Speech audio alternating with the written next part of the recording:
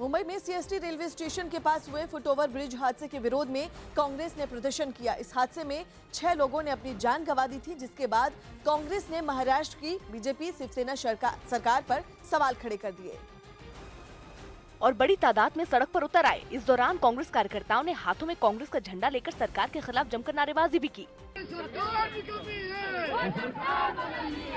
यही नहीं, कांग्रेस ने राज्य सरकार पर मामले में लीपापोती करने का भी आरोप लगाया। जो चीफ इंजीनियर है उनके ऊपर 302 की कार्रवाई होनी चाहिए, उनका निलंबन होना चाहिए, निष्कासित होने चाहिए। सिर्फ आई वॉश कर रहे, लीपापोती कर रहे, उसका निषेध करता हूँ। इस प्रदर्शन में न्यूजीलैंड के क्राइस्टचर्च में हुए आतंकी हमले के खिलाफ लखनऊ में कई लोगों ने विरोध प्रदर्शन किया। दारुल उलूम फिरंगी महल से जुड़े इन लोगों ने आतंकी हमले की कड़ी निंदा की और साथ ही हमले में मारे गए लोगों के परिवार वालों के लिए दुआ भी की। वहीं एक संदेश देने की भी कोशिश की गई कि इस्लाम से दुनिया को कोई खतरा नहीं है। प्रदर्शन कर रहे लोगों ने आरोप लगाया कि कुछ लोग दुनिया भर में खास समुदाय के खिलाफ नफरत फैलाने का काम कर रहे हैं। जो इस्लामोफोबिया तेजी से फैलाया जा रहा है और जो लोगों के जहनों में एक खास कम्युनिटी को लेकर के नफरत फैलाई जा रही है, ये उसी का नतीजा है। इस वजह से हम सब की ये जिम्मेदारी है कि हम लोग आगे आएं और इन नफरतों का खात्मा करें। साथ ही लोगों ने मांग की कि सोशल मीडिया के जरिए जो समाज में जहर फैलाया जा रहा है उस पर लगाम लगानी चाहिए। सोशल मीडिया के जरिए से जहर फैलाया जा रहा है, उस पर भी बंदिश लगाई जाए।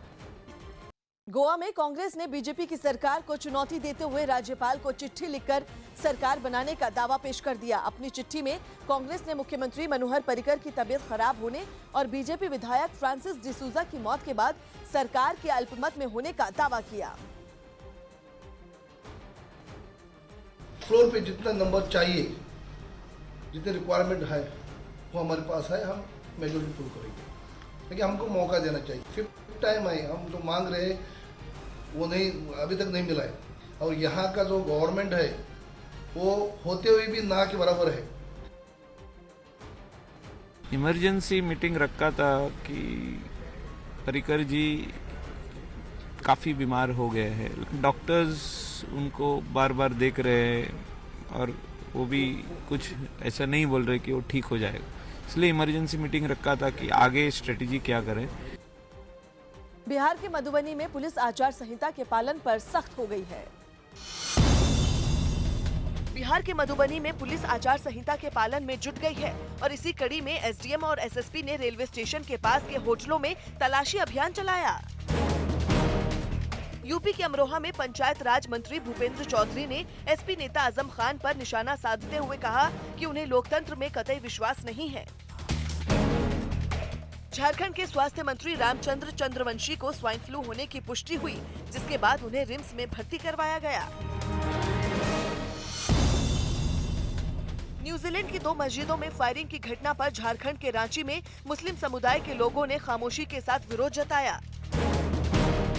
आंध्र प्रदेश के पडेरू में 2 लोगों के एनकाउंटर के विरोध में ट्राइबल यूनियन के कलेक्टर दफ्तर के बाहर धरना प्रदर्शन कर पीड़ित परिवार के लिए 1 करोड़ के मुआवजे की मांग की गई।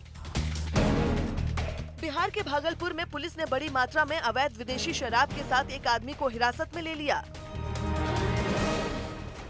पंजाब के अमृतसर में बीजेपी और शिरोमणि अकाली दल के कुछ कार्यकर्ताओं ने राज्य सरकार का विरोध किया। इन कार्यकर्ताओं ने राज्य की अमरिंदर सिंह सरकार पर लोगों से झूठे वादे करने का आरोप लगाया और राज्य सरकार के विरोध में बड़ी तादाद में सड़क पर जुट गए। इस दौरान बीजेपी और शिरोमणि अकाली दल के कार्यकर्ताओं ने हाथों में अपनी अपनी पार्टियों के झंडे लेकर राज्य सरकार के खिलाफ जमकर नारेबाजी की। राज्य सरकार का विरोध कर रहे कार्यकर्ताओं ने रैली भी निकाली, जिसमें बड़ी संख्या में महिलाएं भी शामिल दिखीं, जिन्होंने ताली बजाकर अमरिंदर सरकार का विरोध किया।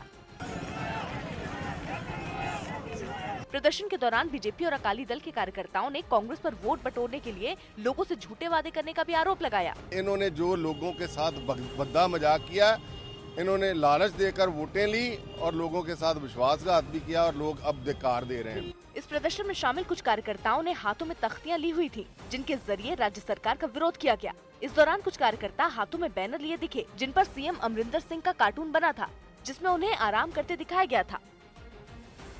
लोकसभा चुनाव में मध्य प्रदेश के लिए बीजेपी को उम्मीदवारों के टिकट तय करने से ज्यादा नेताओं के आपसी झगड़े निपटाने में मेहनत करनी पड़ रही है। आलम यह है कि ये झगड़े चुनावी हार का कारण ना बन जाएं, इसलिए बाकायदा दिग्गजों को इसकी जिम्मेदारी दी गई है।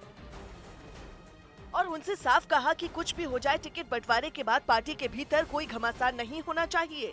पार्टी के बड़े नेताओं के बीच सुलह कराने का जिम्मा जहां विनय सहस्त्रबुद्धे को सौंपा गया है, तो लोकसभा प्रभारी स्वतंत्र देव सिंह को भी नेताओं के मनमुटाव को दूर करने की जिम्मेदारी दी गई है। वहीं पूर्व सीएम शिवराज सिंह चौहान और प्रदेश अध्यक्ष राकेश सिंह को भी इस काम में लगाया गया है।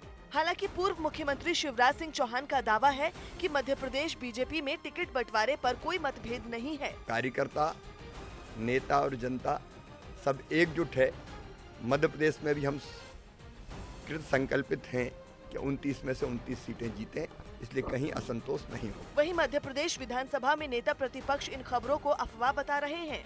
चुनाव जब आते हैं इस तरह की बातें स्वाभाविक रूप से होती हैं, बहुत गंभीरता से नहीं जाना चाहिए। लेकिन इस पूरे मामले को लेकर कांग्रेस बीजेपी को घेरने का कोई मौका नहीं चूक रही है। ऐसा लग रहा है भारतीय जनता पार्टी में असमंजस की स्थिति बनी हुई है, तो सारी बातों का कारण भारतीय जनता पार्टी के लोग समझ रहे हैं कि हालात ठीक नहीं है, इस तरह की बातें कर रहे हैं। अभी डैमेज कंट्रोल की स्थिति तब बनेगी जब कोई प्रत्याशी उनके विरोध में खड़ा हो पाएगा।